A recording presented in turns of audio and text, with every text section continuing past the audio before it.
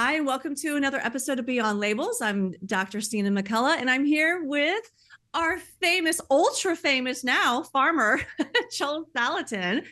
So Joel just recently got back from the inaugural ball, and I almost feel like we're Access Hollywood now. But I have to know, like, what did you wear? What did Teresa wear? And how did it go? Well, as most people may know, the inaugural balls, there's about, I think they said this year there were 29 of them. So the inauguration was on January 20, and the first balls were on Saturday. It was January 20th was a Monday, and so the inaugural balls started on Saturday, and then went Sunday and Monday. So there were 3 nights of inaugural balls, 29 of them.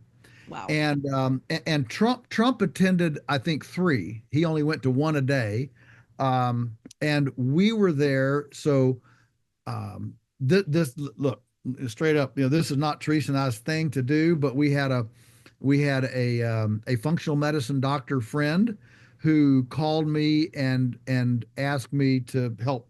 He wanted to put together a table of people who that he could recognize farming.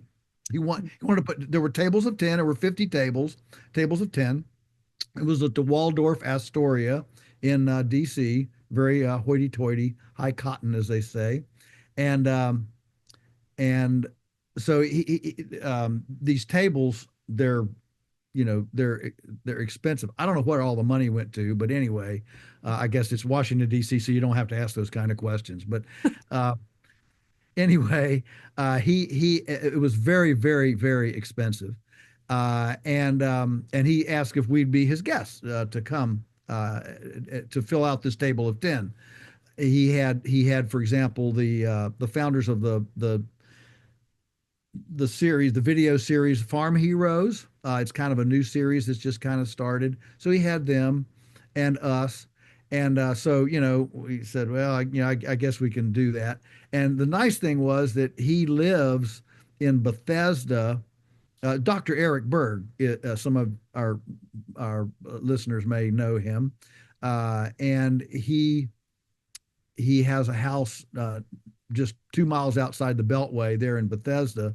So we were able to go to his house because I was speaking at a homestead conference in Cleveland, Ohio that day. So I had to change my flights to get out early enough. And they had a blizzard up there the night before. Didn't know if we'd be able to get out. I got out, got back here to Charlottesville and dashed home. I met Teresa in Stanton, so I didn't have to come out to the farm. She brought our clothes, and we just jumped in the car and headed up to Bethesda.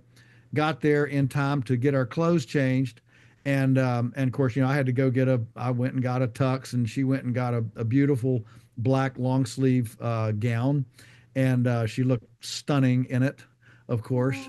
Aw. And so we got up there, got to Dr. Berg's house and got our clothes changed, and he had several other people staying there as well.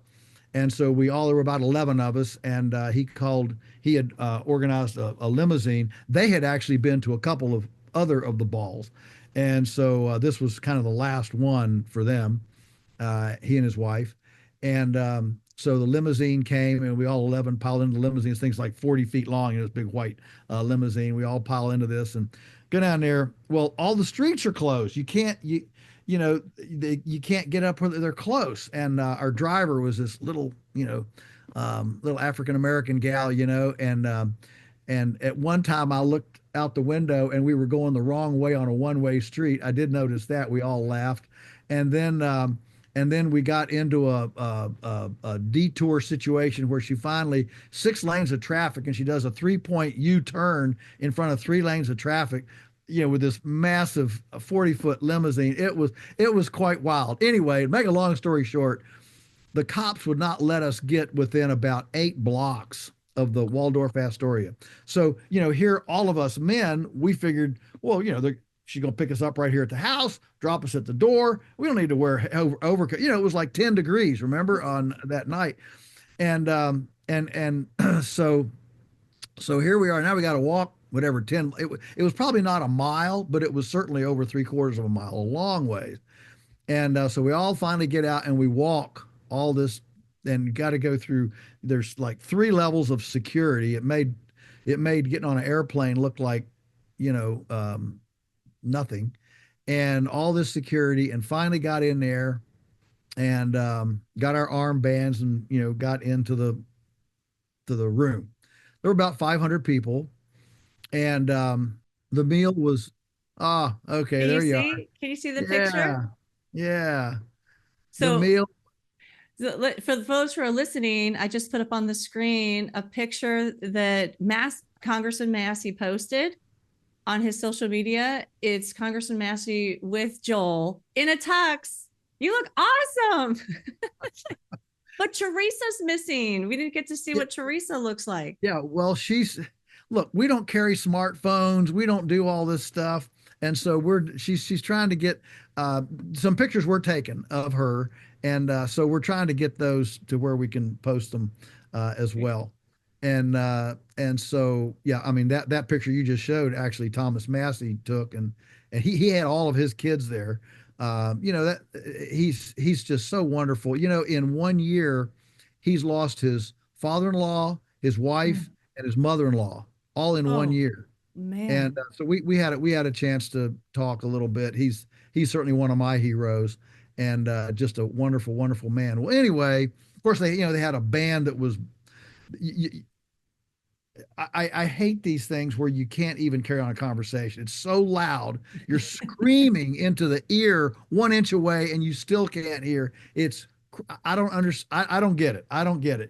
But anyway, everybody's screaming at each other from 1 inch away because the music is, I guess you can call that music. Maybe you can, maybe you can't call it music. Yeah. Have you And ever seen that movie Up? That up, that no. cartoon Up, and he's kind of like the old crotchety guy, and he's like, "Get off my lawn, you kids!" And you remind me of that guy in Up, like right now, Oh, where oh, where it's like it's too loud, I can't talk, yeah, it's yeah, late, we got to wear these clothes, like. But yeah, no, but it's funny because my husband jokes around that our 15-year-old is actually like his body's 15, but he's like a 90-year-old yeah, inside, because I will he likes things quiet, and I like to rock out to my 80s music. So especially when I'm in the kitchen or if I'm cleaning, so I'll like blast the music just like I did when I was a teenager, and I'm dancing, I'm rocking out, and he will come downstairs and he'll say, "Mother, the music is too loud. Turn it down." That's my like a, teacher like, saying that. yeah, like an old sage, like a sage descending from his guru pinnacle. Mother, the I know. music is too loud. Yeah, I love it, love it. All right, so we're in there, and the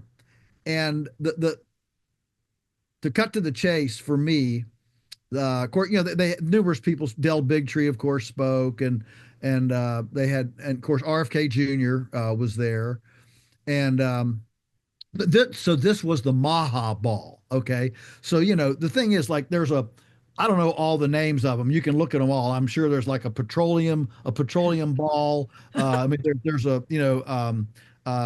Charlie Kirk had a turning point ball. So anybody that wants to do one of these can do one of these, and try to get their base excited. And so this was the Maha ball. And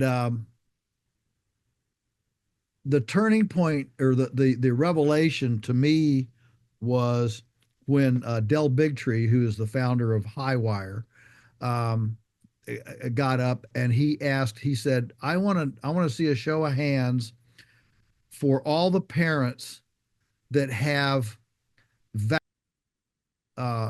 whatever adverse effect children. And Cena, over 100 hands went up, and my light suddenly went on as to what's the energy, what's the fuel of this Maha movement. And And these parents, I mean, I get teary and chill bumps just thinking about it. You know, look, if you have healthy kids and you got healthy grandkids, a lot of this stuff is kind of, it's out there. It's somebody else's issue. But let me tell you, these parents who had these perfectly healthy, happy, normal 2-year-olds, and in 48 hours suddenly went to a listless automaton, and suddenly they are faced with a lifetime, Cena, of dependency. Instead of being able to launch their child, they're now having to babysit their child for the rest of their life. And then when they go and try to speak about this, oh, it's all in your head. Oh, you're crazy. And they're marginalized, they're demonized, they're deplatformed, censored, mocked. And to be there when suddenly this group of people who have been, I call it wandering in the wilderness, suddenly had a champion. They had somebody who cared, who said, yes, you do matter. Yes, I do hear you. Yes, we should look into this.